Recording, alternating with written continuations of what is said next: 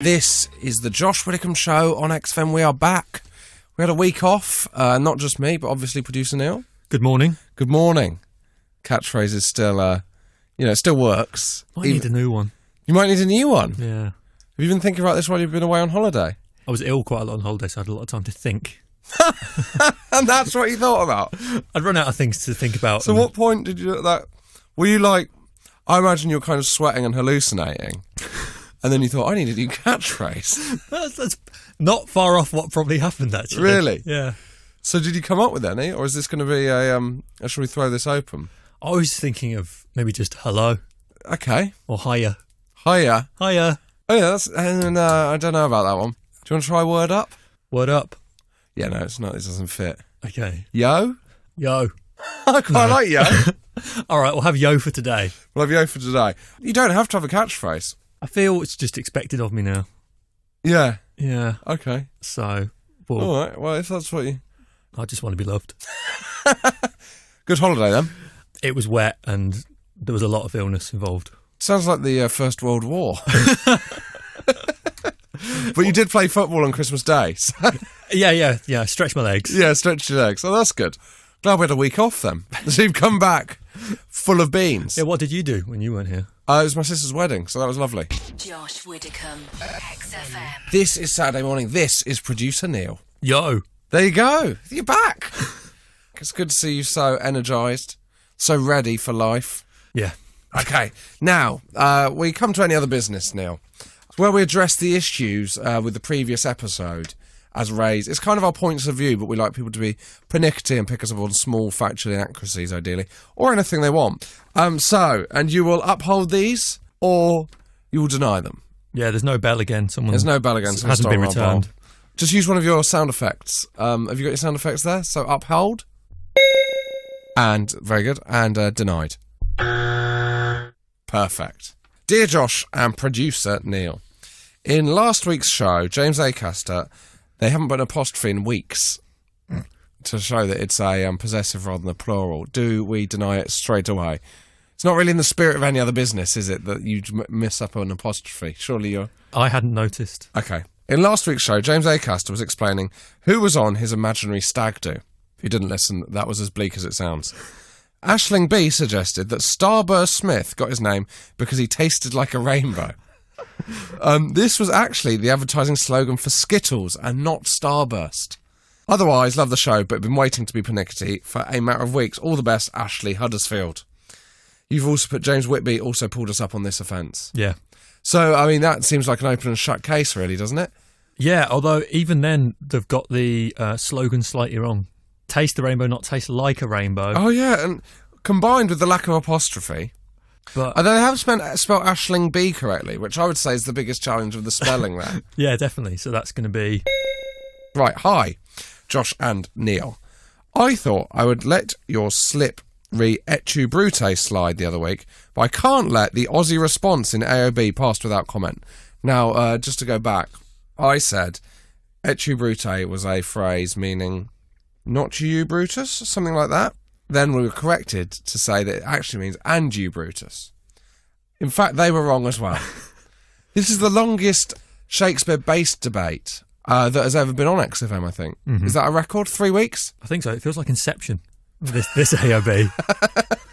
Et tu brute actually translates as and you, Brutus, and not you too, Brutus. The and emphasises Julius Caesar's combination of surprise, disappointment in his erstwhile ally, and resignation to his fate. New studying classics for 6 years would come in useful one day. Yours, Sophie... Oh, yours pedantically. That's an excellent... I think they should all be signed off. We've got to bring that in, haven't we? Yours pedantically, okay. You've got... If you want it to happen, in 2 weeks, we'll let it bed in, because people might not have heard this. Yep. From 2 weeks, the rule is you have to sign it off yours pedantically. Otherwise, it's an automatic. Thumbs denial. Down. Yours pedantically, Sophie... which is strangely spelt St Albans. Right, final one. Sam at Spurred On. Erinsborough is not an anagram of neighbours. This is going back some way on the podcast. It is. I don't even remember saying this, although it does sound like something we'd say. It was said, yeah. I mean, of course it was said. It's a fact, but it's not. Have we checked this? Well, I think we can just look at writing neighbours down and writing Erinsborough down and They don't. Well, there we go. Is that enough any other business for this week? I think there's one more, isn't there? Because we didn't get to... Well, we finally got to the bottom of the T-shirt. Oh, of course. Also, let's make it clear, my dad has had 2 weeks off any other business. He hasn't been away. He hasn't been doing nothing. He's created a jingle, hasn't he? Yeah, he's been in the studio. Laying down a track. Yes. So we will have my dad's jingle. Yeah, that's... later in the show. Coming up very shortly. Exciting times. So, T-shirts. We received the slogan T-shirts with our catchphrases. Yours no longer applies. I wonder whether you just want a new T-shirt. Is your new catchphrase going to be Fred Parry? What we're going to do is thank the person that sent them. We've got to the bottom of it. Yeah, it was Laura Sorensen. Thank you. Yeah, I think we should dedicate the whole show to her today. Laura, not just this next song, but the whole of the next 2 and almost another hour is dedicated to you. Thank you. Josh Widdicombe. XFM. Foals Out of the Woods on XFM. That is if a tree falls in the woods, Neil. Are they there to write a song about it? Are they there to see what I've done there? Falls in the woods, yeah. It's not clever because it doesn't really work. So don't any other business that, because we're aware that doesn't quite work. It's no Suede Starts and Ends With You, which is still our greatest ever song pun. Yep. Great song puns. There's a podcast special we can do. Write that down. You know, you get a sound effect of like a pen scribbling. So whenever we have an idea, can we get that sound effect for next week? Yeah, I can just do it later. Oh yeah, that's really good. So bad song puns. Write that down, Neil. Well written. I'm going to ask for more of them as we come throughout the day. There's 2 things we want to talk about this morning. Obviously, last Sunday was Mother's Day. Obviously, your first Mother's Day as a father. First Mother's Day married to a mother. Yes. That's not the slickest way I could have got into bringing that up. Did you... Obviously, you didn't get anything yourself for Alex. No. Did your daughter?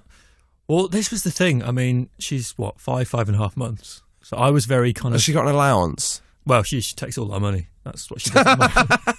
I was kind of anti doing the whole Mother's Day. I was like, well, no, because it's from me. But then I saw the look on my wife's face and thought better of it.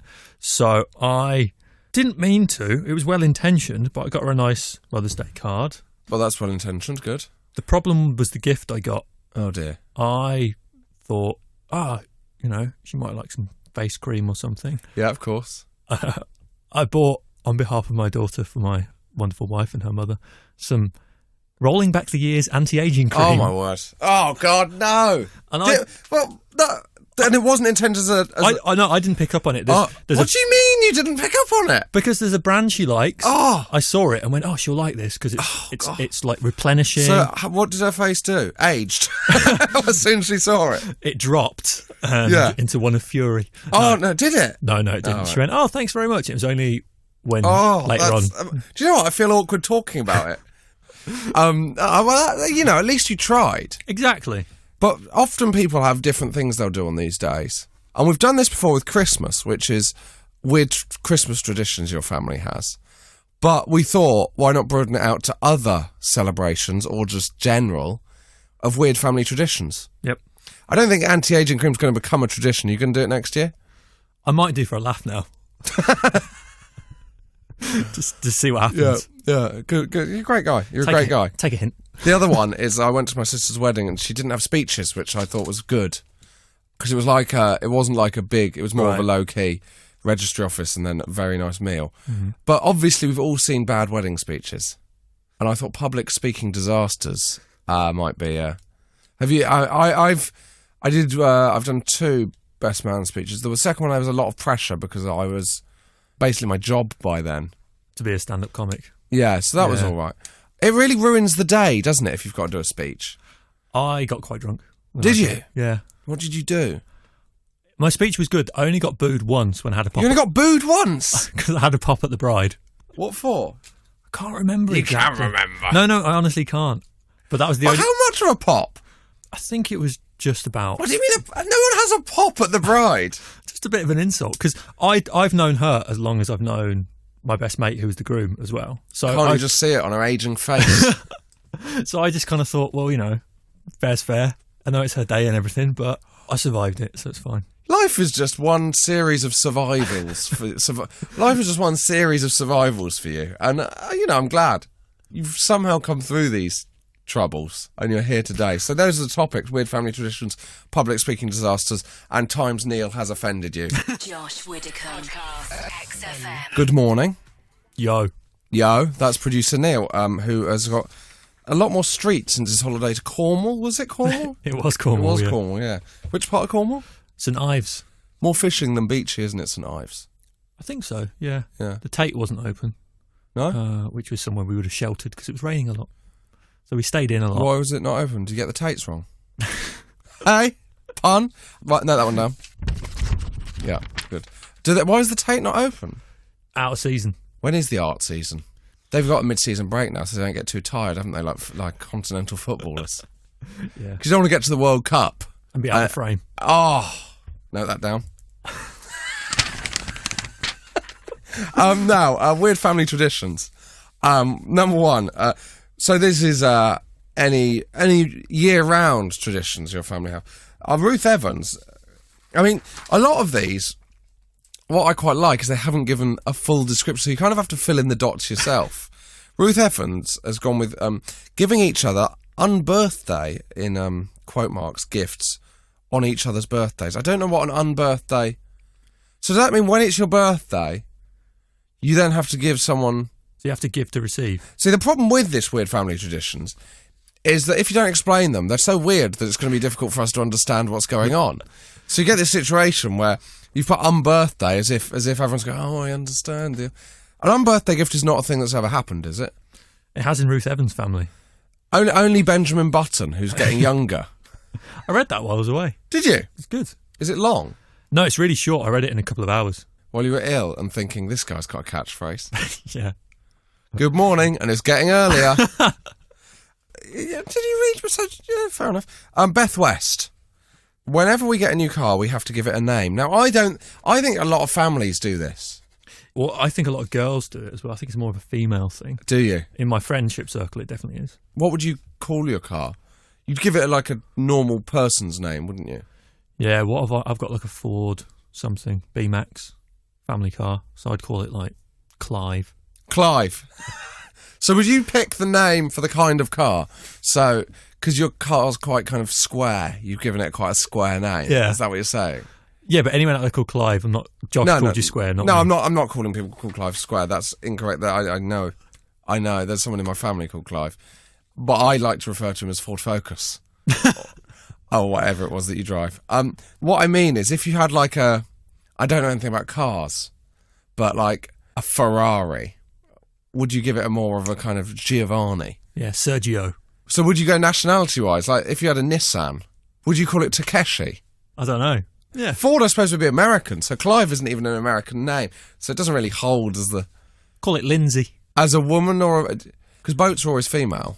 You presumably haven't got those eyelashes on your car. No, that people put on. Yeah, what's that about? I think it's totally unacceptable, isn't it? I don't think cars need to be dressed up. Dogs, definitely. People, definitely. Compliments, definitely dressed up. But salads, definitely. But cars, definitely not. That's the ruling. And if you think anything else needs to be dressed up, don't text or email. We're not interested. This is XFM. Josh Widdicombe. XFM. Now it is time for Mr. Nish Kumar. Good morning. Or is it? Do you know what? That might be my favourite rendition of your catchphrase. Because Which is definitely a catchphrase. Yeah, which is definitely a catchphrase. You should copyright that. It's the most conspiratorial. I really felt like I needed a bit of a nudge, wink tone to it. Well, and also I've really taken ownership of this catchphrase because people are starting to leave it on YouTube videos of me doing stand-up. The problem is that shows that you read your own YouTube comments, which is super unhealthy. Now, you're not here to discuss your YouTube comments, although you might think that is a conspiracy. No, that's right. I'm here to share with you my favourite conspiracy theories. I'm an enthusiast of them, but not a believer in them. Correct. So... brace yourself, Josh. I'm braced. You said now might be the most famous one. Well, I don't know if this is the most famous one in terms of what normal human beings interact with, but if you're vaguely into conspiracy theories, you've definitely heard this one before. I reckon I've heard this one. Red-haired people are aliens. No, I've not heard it. No. Really? That's interesting. It's a theory going around the internet, and it's one of those ones where if you look at any conspiracy theory website on Google, any of the top conspiracy theories, this one always crops up. So basically, there's an alien race called the Lyrans, who were supposed to have lived on Earth. This is another one of these theories we talked about before, that ancient civilizations are all the result of rain. And they were basically these massive red-haired people. And all ginger-haired people... Scots and beyond are the direct descendants of giant aliens that lived on Earth sort of about 10,000 years ago. Wow. So where's the line drawn? What do you mean? On hair colour. Josh, is that because you're worried about where you fit on this spectrum? I was thinking... the first thing I thought was, it's not a recessive gene, is it? It's a dominant gene. It's a dominant gene. Yeah. But they can still breed with non-ginger people. Yeah, they still can breed with, but there's the evidence for this is that apparently people with ginger hair have some genetic differences to... I don't want to say normal people, so I'm not going to, but the rest of... It's like calling it the normal Olympics, isn't it? That's not on. But so they have ginger-haired people have fewer hair cells. They actually have other specific genetic differences. Does this make them aliens? Probably not. But no. So why have they hung around? Well, they've hung around because basically the aliens actually sort of were on planet Earth and got a little bit fond of some of the local residents. It happens. It happens. We've all had holiday romances. So they had a couple of holiday romances, and current ginger-haired people are the result of that. And they don't know themselves. No, and they don't seem to have any sort of... It seems to be the most pointless discovery in human history because these aliens have no special powers. Paul Scholes, he's quite good at finding space on the pitch, wasn't he? Yeah. Very precise passing. Excellent at retaining possession. But so who are the famous ginger-haired people? Gillian Anderson, obviously. The original Fergie. The original Fergie, yeah. Not Cristiano Fergie, as I like to think of the woman with the black-eyed peas. That would have been quite a good episode of The X-Files when Gillian Anderson's character, Scully, would find out that she's an alien. Josh, is that not the perfect crime? No wonder she was always trying to dissuade Mulder. Yeah. She was an inside operative. Oh, wow. So there we go. It's starting to make sense now you've said that X-Files thing. Yeah, absolutely. You going to go with it now? I don't know. No, I'm not. I'm going to keep it out because ginger people are perhaps persecuted, so putting them in a box is not what they need. Yeah. Yeah. Have we ever had a proper redhead on this show? Don't think we have. Anybody got Paul Scholes' number? No one had his number for years, mate. I think you're correct there, Neil. Yeah, I think you're correct there. They've suffered enough, but they are aliens. So. Josh Widdicombe. XFM. Mr. Brightside, The Killers. This is Josh Widdicombe on XFM. Joined now, I should say, producer Neil's here. Yo. And he's trying to come up with a new catchphrase. I like it. It's positive. One step from this morning. Exactly. Good morning. This is the voice of, by the way, Matthew Crosby. Hello. Who, long-time contributor and friend of the show, been away for a while in Glasgow. Yeah. So what would you normally be doing at this time on a Saturday morning? Well, obviously I'd be sitting up in bed listening to the show, crying at the fact that I was replaced. My regular segment was ripped, untimely ripped from the air, replaced with old Kumar. With old Kumar, yeah. Yeah. That's Nish Kumar, not Nish Kumar. Not the guy from Harold and Kumar. Is that a film? Yep. Yeah. Cool. He's the new Kumar. The old Kumar is Nish Kumar. Oh, the old Kumar's, yeah. I tell you, this is a thing, right? I don't know who this guy was. I went met up with this guy recently. What do you mean? How do you meet up with someone you don't know? He bumped into me. You're not in the X-Files. It's not the smoking guy from the X. It felt like it. He bumped into me. I was in an art gallery because I'm very cultured. Yeah. And he came up to me and said, "Oh, hello, Matthew. We used to go to school together." And I couldn't remember him at all. Yeah. I had no memory of him at all.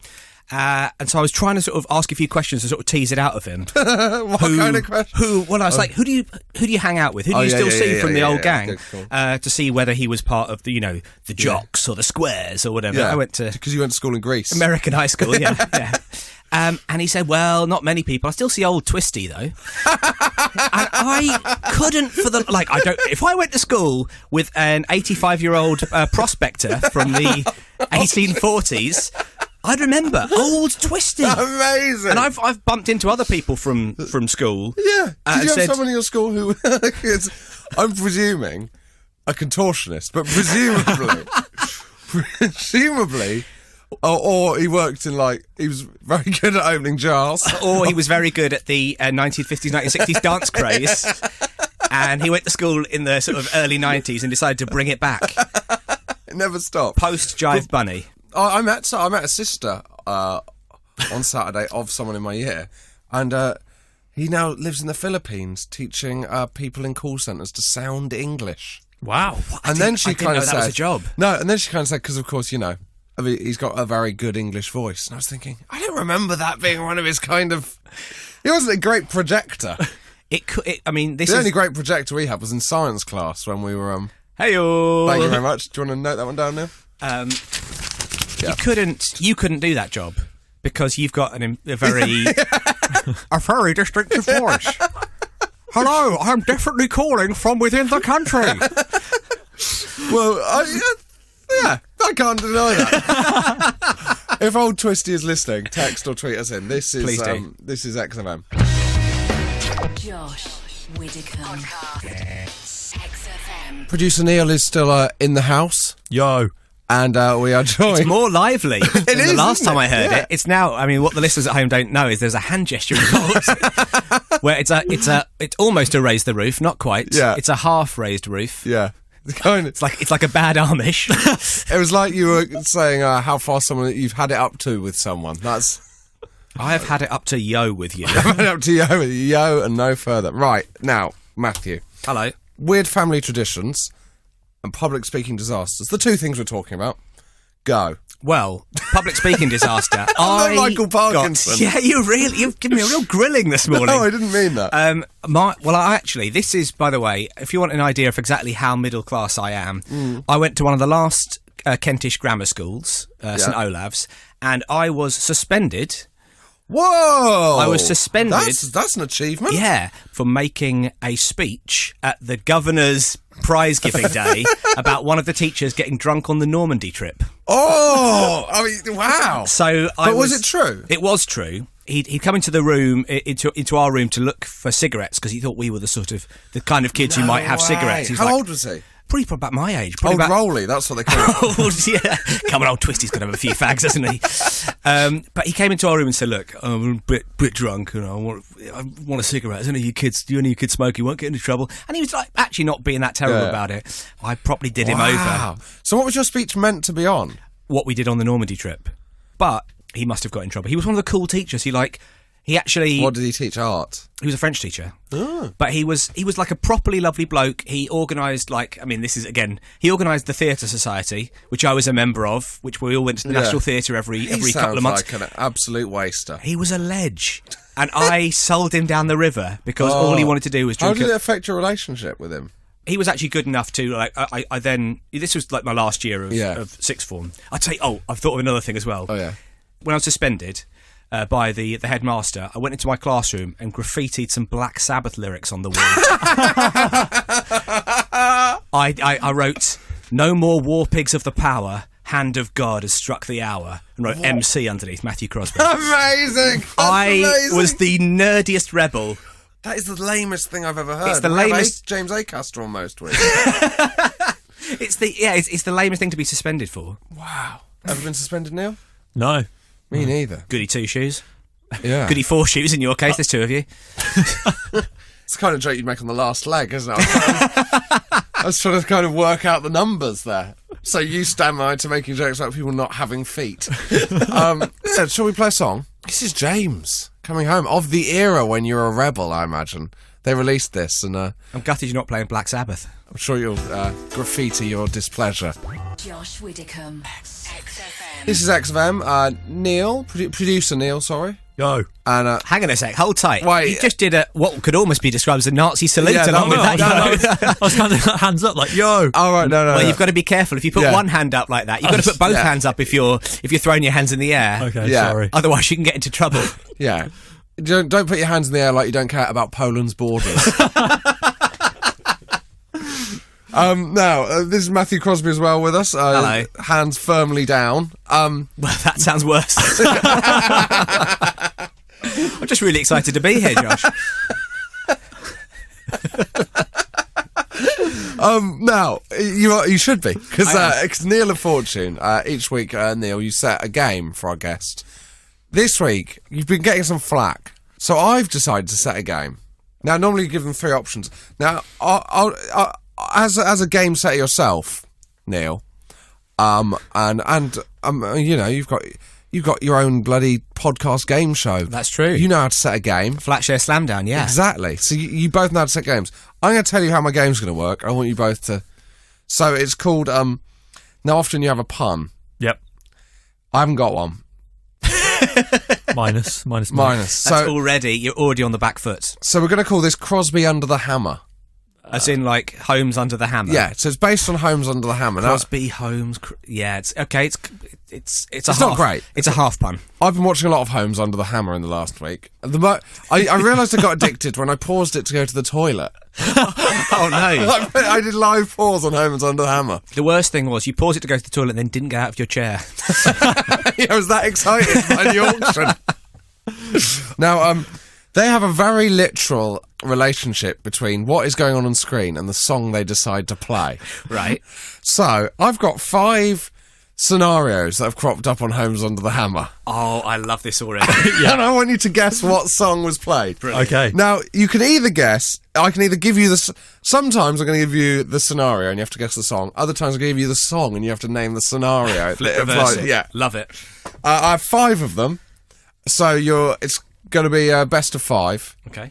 So, yeah. I've just locked producer Neil with a steely gaze Yeah. to psych him out. So what we'll do, we'll play a song while I prep these. So to give you an idea of the kind of way it would work, I'm going to play you a song, and that would be an example. I can use that as an example. So what's the next song, Neil? New music from Black Keys. So, for instance, if they were given a set of keys for the house, And the fob was black. and the fob was black, this might be what they play. Josh Widdicombe. XFM. Yo. There we go. I enjoyed that, yo. Okay. Yeah. That was really good. It was full of vim and vigour. It was the best one, even though you've got your hands firmly crossed. We are in the middle of a game of Neil of Fortune, in which I've set to you Matthew versus Neil. You have 5 goes. I'll give you a song or a scenario from Holmes Under the Hammer, and you have to give me the song or scenario that would match it. Yeah. Could you call it, because you're playing against producer Neil, Yeah. Hammer and Neil? Oh, that's very good. Hammer and good. Neil. Right, very good. Oh, this is good. You'll each go on all of them, but would you like to go first or second on No, this? Matthew's the guest, so he can go Okay, first. you can go first Okay, on let's number go 1. for it.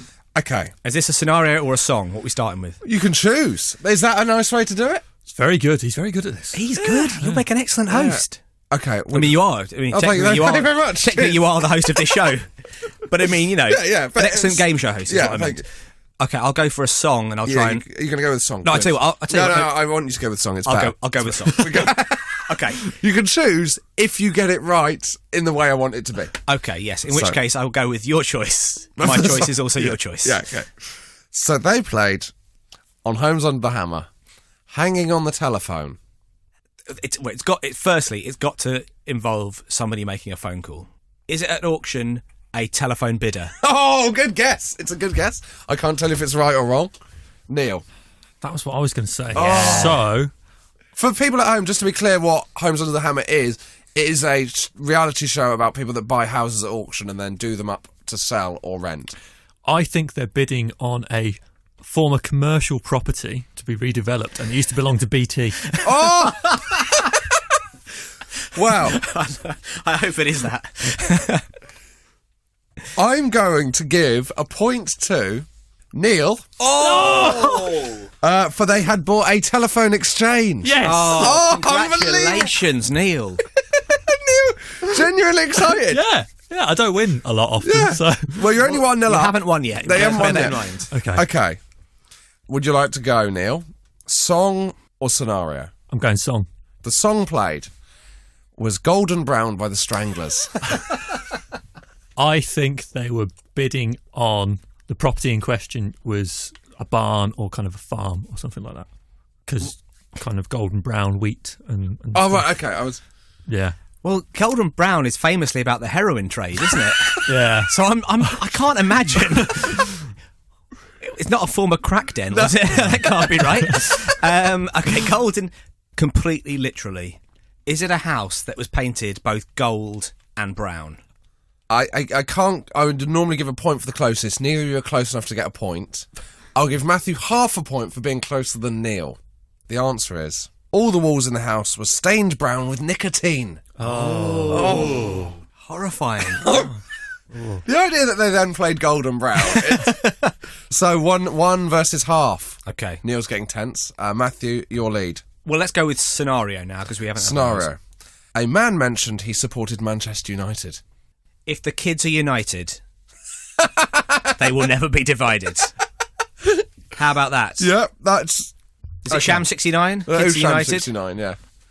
I think there's not really a lot of new episodes. What I of like Homes. about this is we're kind of laughing and joking about the whole thing. Neil's gone very quiet because he really wants to win. Yeah.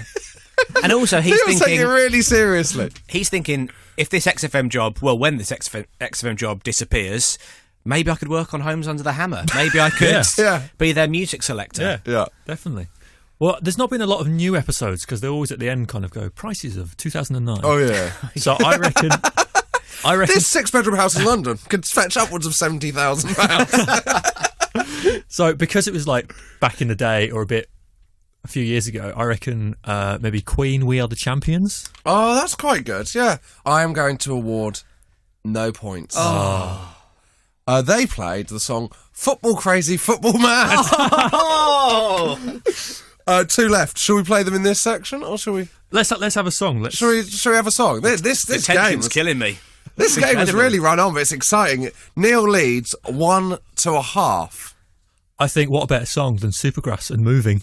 Move. Oh, there we go. Josh Widdicombe. Podcast XFM. That was Supergrass Moving on XFM, a song that, if it hasn't been featured on Homes Under the Hammer, I will eat my semi-detached. That's That sounds far that worse. sounds far worse than That sounds like Matthew Crosby, hands down. In a very special episode of The Last Leg, Josh Widdicombe eats his own semi-detached. Now, we're playing a game in which Homes Under the Hammer, who have very literal songs during the show. So I've got some. We're playing a penalty shootout between producer Neil and Matthew Crosby. Neil, you lead by 1 point to half a point. There are two left to choose. Would you like the scenario or the song? I would like the song because that's where I had success the first time. You've gone with the scenario. No, I've gone with the song. Okay, you've gone with the scenario. The scenario is... Can I have the scenario, please, Joe? Actually, I don't know. Wait, let me just have a quick think. No, okay, you're going to have the song. You can have the song. Thanks. Okay. This is not like any game show I've ever been on before, where you can't just change the rules halfway through. If he picks it... Yeah, okay, you've got the song. The song is Year of the Cat by Al Stewart. Do you want a clue? Yes, please. Don't worry about it being by Al Stewart. I reckon the scenario is every door in the property that was up for auction had a cat flap. Oh, that is great. That's very, very, very good. It's Because really good. I was going to go the other way and say the person bidding for the house owned a tremendous number of cats and wanted to house them, but it's never normally about the person bidding. No, They're normally that's- flipping the house. Yeah. Yeah. So I'm going to have to go, and this seems very, very, very unlikely. Was the house previously owned by Las Vegas magicians Siegfried and Roy? Who famously do the White Tiger Magic Show in Las Vegas, in the Mirage in Las Vegas. Okay. It's a big gamble. It's a massive gamble. I particularly imagine when they don't but have a- you're half a point behind. You might as well go for broke. I might as well at this stage, yeah. I will be awarding no points in this round. Had the house been up for auction 9 times before? Oh! That's very good as well. That's very good as well. at this. A cat came into shot, totally irrelevant to the scene. Final one. They were trying to find out why the house guide price was £10,000 more than the going rate. So it's something about questions or riddles, or Is it Tell Me Why by Annie Lennox? Tell me why. Is that... It's a good guess. I can't tell you if it's right or wrong. But it's Neil. See, all the question songs I don't think would be used. I would like the music guy to have a sense of humour, and he chose A Tribe Called Question. A Tribe Called Question? Do you know what? For being closer, I'm going to give half a point to Matthew. Oh. Make it 1-1. It's a draw. Oh. The answer was The Seeker by The Who. Oh my goodness. Wow. Yeah. I don't think we can play that every week. I can tell you're not happy with the unresolved... You wanted a clear winner, didn't you, really? Yeah, well, because normally in Neil of Fortune there is. Yeah, well, maybe... welcome. I'll come back in 6 months' time, we'll do a tiebreaker. Josh Widdicombe. XFM. Very exciting times now. This is Josh Widdicombe. I'm still joined by producer Neil. Yo! And Matthew Crosby. Hello. Oh, my goodness. Too far. Now, my dad has been contributing for a couple of months to the Any Other Business section of the show, in which, people pick holes in the show. He's gone quiet for the last couple of weeks, Neil. Would you like to explain why? Well, he's just sent us a jingle. From his home in Devon. Has he got a home studio? When you hear it. Now, as a bit of background, he's very into the fact that farming's come up a couple of times in the show. Loves farms, loves his tractors. Tried to, to bring that to the show. Are we ready? Here it is. This is Josh Widdicombe on XFM, bridging the gap between town and country. I mean, it's not the strapline of the station. Is it not? Bridging the gap between town and country. Yeah. Is that his own invented slogan for the show? He's come up with a show. He's come up with a slogan for the show. I suppose it is something that, Britain is united in listening to your show. Exactly. Whether you come from a small village or a hamlet. I'd have thought, or the bustling UK city. rail network or, the A38. But no. Or just buses. Buses. Bridging the gap between town and country. Or bridges. Bridges, but that's too literal, isn't it? Yeah, that's too literal. So, are we going to use it? Yeah. But I think we should use it once every show in an unexpected way. So, can I just ask? Yeah. What was in the background? A thresher? No, that was a tractor, I think. That was a tractor. I think that was his Massey Ferguson. That was his Massey Ferguson. Right, just idling. Just idling away. Does he host it from inside the tractor? Did he actually record it? It was kind of echoey, but I don't think he could have done it within the tractor because that would have drowned him out. No, but I think he must have, because he'd have to turn the tractor on and off unless he's got a producer who was sat on the tractor turning the tractor on and off. Has he got a team? He's got a bigger team than we have. That's incredible. Imagine if I bet he doesn't have to make his own tea. Imagine if your dad decides to get his own producer. Maybe we should say, if he wants to do another one, if you want to give him some creative feedback, Neil. Yeah, I would say it needs to be more on mic because he kind of goes a bit echoey. By the way, more on Mike sounds like a great character for your dad's radio show. More on Mike. Oh dear, more on Mike's here again. He doesn't know anything about tractors. Last week we introduced Stella Lineup. Stella Lineup and more on Mike. Yeah, exactly. On the Mr. Widdicombe Breakfast Show.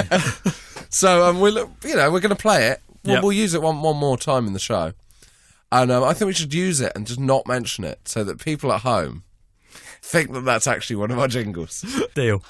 This is Josh Widdicombe and XFM, bridging the gap between town and country. Josh Widdicombe, XFM. Now joined, Katherine Ryan. Hi, thanks for having me. No, thank you for coming on. Show debutante. Debutante. I've done one XFM thing. It was not nearly as exciting as this has been. That's what we're looking for, isn't it, Neil? Yeah, you can come again, Katherine. Yeah. Great. What would you normally be doing at this time on Saturday morning? Trying not to be dragged to the park or to a school function. HSA, is that a general term? HSA, for the parents who help raise money for the school. Oh, no. What does it stand for? It's like PTA was the Parents PTA. Teachers Association. I don't know what this is. No, I don't know what the H is. We the S. we changed it. Association. We changed it during halfway through me being at primary school. They changed it to PTFA. Parents, Teachers and Friends Association. Who are these friends? If you're a friend of a school, that's a very situation. So what do you do to raise money for the school? Nothing. They're terrible at it. And I know they want to be involved, and they're really lovely ladies Yeah. who have nothing else to do in the day. And their heart's in the right place. But these women are rich, and then they're selling cupcakes for 10p. You're never going to make money selling something for 10p. No, that's not going to pay for a new wing on the school. No, and they want me to spend my entire morning baking so that I can then watch my cupcakes be sold at Primark prices. I don't like that. I think we need to get innovative with the SHA. What do you think you should do? We should auction off some bachelors. I don't know. That then becomes a little bit creepy for a primary school. That would be where the friends come into the. Crouch End has some hot dads, and if not friends, uncles, I don't know, and they all get divorced at a certain point, so they'll be single and they have beards. I love a dad with a beard. Do you? Oh, I love a dad with a beard. I've got a beard. I'm not a dad though. Well, that's why it's Stick around. Do you reckon it'll be a fuller beard when you become a dad? No, this is absolutely the best I can do. This is the best I can do. I prepped for this beard for a year by shaving every day. Did you? Genuinely, I wanted a beard, so I shaved every day, which is what you're supposed to do to stimulate the follicles. Shaved every single day. This is the best I can do still. Wow. It's not great. When we've just done a TV show together, You did. Badults, myself and Catherine, they have to colour in my beard. No. Top showbiz secret. What do you mean? This bit, wait, is it this bit there? There's Doesn't bits of matter, my it's radio. beard. I'm just trying to show it for you. Oh, right, sorry. But yeah. Well, it doesn't matter, it's radio. That's the attitude Josh has about this show, isn't it? It really is. That's why he's presenting in a bathrobe. So what? They have to colour in your beard? They colour in They colour in the little gaps with a little bit of makeup. I never saw that. Oh, I do it in a private room. Well, anyway, Dads with Beards will be out on BBC very soon. We're really proud of it. What? You're a dad, Neil? Yeah, I am. But Of 5 months? 6 months. 6 now. months. So has the beard growth been stimulated? Not hoping hill. Well, have you seen the new hipster movement where gentlemen are getting hair transplants if they can't grow a beard? No. Yeah. No way. Absolutely. Where from? I dread to ask, but where? Back or chest. Back or chest? Neil's looked into it, apparently. we covered it on another show. He's quickly closing a website on his monitor there. What other show do you work on? Watchdog? I mean, Yeah. So they get what? If you get a hair transplant from a different bit of your body, does it give you the quality of hair you'd have on there, or would it give you like face style hair? No, it's the hair from wherever the Yeah. hair was whence taken. Ugh. They usually take it from the back of the head, neck, and they genuinely take out that entire triangle of skin. So what happens? You just got a gap. They don't leave a gap. They close it, and Oh, so you right, get okay. it's You two don't in just one. have like a triangle. No. So you get like a really taut face and a beard. It doesn't sound very appealing. Josh Widdicombe. Podcast XFM. That was Radiohead. I mean, that was Radiohead. It wasn't just It wasn't just Radiohead. just Radiohead. That was just Radiohead. This is Josh Widdicombe with Matthew Crosby. Hello. Katherine Ryan. Hello. Producer Neil. Good afternoon. And can Violet say hello? Hello. There we go. It is a family day at the XFM studios. So And our new intern. yeah, someone's got to make the tea. It's Bring Your Daughter to Work Day, isn't it? Yes. That's not an open invitation for you, Neil, because your daughter's 6 months old. It would just become more of an issue. Yes. Yeah. Yeah. Yeah. Yeah. If anything, you say this is your relaxing time. Didn't want to say that on air, but yeah. Thanks very much. Now, James Acaster is often here. He's in Australia. Congratulations to James. Yeah, but he has. He's written us a letter from Australia about the kind of hijinks he gets up to. Would you like to hear James Acaster's dispatch from the other side of the world? Yeah. Yes. Now, James Acaster, as we know, gets into a lot of scrapes, and however far he travels. Now, this isn't a full scrape, but this is the kind of thing. So this is what happens. I was meant to be meeting my friend, who is an Asian comic, at the hotel reception where all the comedians are staying. He was running 15 minutes late, so I asked the man at the desk to phone his room. The man asked if he was a comedian. I said yes. He then asked if he was that comedian that makes fun of all the different ethnic minorities. Open brackets, I later learned he was thinking of the Canadian stand-up Russell Peters. Ooh. Close brackets. I wasn't really thinking and just said yes anyway. He phoned the comic's bedroom and there was no reply, so we both assumed that he was on his way down. At that moment, the lift doors opened and Milton Jones walked out. Milton waved and walked over to me. I said, hello, mate, and we started to have a chat about the festival. I wondered why the man at the desk was looking at Milton with a confused expression. It wasn't until later that I figured out that he must have been looking at Milton Jones thinking, this is the man that makes fun of all the different ethnic minorities. It's quite a good little letter from Australia, that, isn't it? That's good, yeah. So, hello, James, if you're listening. It'll be about midnight over there by now, won't it? It's certainly the other side of the world, so that would make sense, Yeah. Yeah. So, he's not here, but he's here in spirit. What I like is even on the other side of the globe, he's still messing up his life. Josh Widdicombe, XFM. That was the choral in the morning. You should hear them in the afternoon. Oh, come on! Oh, dear. Oh, come on! You're not buying that, Matthew? Well, it's not exactly topical, is it? No, because it's the wrong time of day and a song from 10 years ago. So, we come to the point of the show to thank everyone for coming in. You can plug whatever you want. Producer Neil, would you like to start? Well, big news for XFM is XFM Scotland launches on Monday morning, 6 o'clock. So what you're plugging is that XFM will be on in Scotland. Yeah, so if you live in Scotland, you can't hear this. you got any? No. So this is a totally If you're moving to Scotland in the next 2 next days, week, don't worry. People might listen on the XFM app you can get for your iPhone or your Android. They might be listening online at xfm.co.uk. They might listen to your podcast. So, I was living in Scotland. In fact, Catherine and I were living in Scotland making Badults, and I used to listen on my laptop. So you see, there you Scottish go. people, or at least honorary Scottish people, I'm not a Scottish person, but an honorary Scots can listen. Yeah. So from now on, it'll be available in Scotland on a radio. On a radio, so FM across Glasgow and then DAB across kind of central Scotland and the west, apparently. Are you going to be broadcasting in Scotland? Yeah.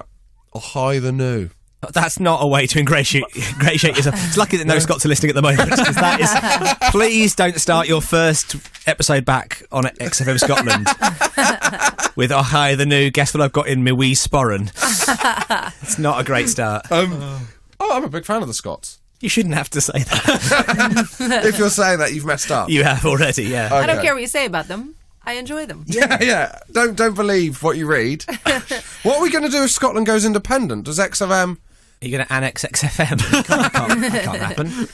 Is this the final way that David Cameron's attempting to keep the Scots going? We're giving you XFM now. First David Bowie at the Brits. Now this. I should plug that I am doing Tunbridge Wells on the 10th of April. The 11th of April, I have to pay my rent. But you've set a reminder in your phone. Does it not come out direct debit? No, it doesn't come out direct debit. How can it not come out direct Because debit? I shouldn't really be talking about this on the radio. It's all right. But Open up. he's with the Bank of Cyprus, and it always bounces back. Oh, you've got a dodgy landlord. No, he's the best landlord ever. Do you have to leave it in a brown paper bag in a bin, and you sit on a bench? Yeah. And then he gives you a month's worth of rent. On the Saturday, I'm at Whitby Pavilion. Lovely. So that's me. Good. Matthew.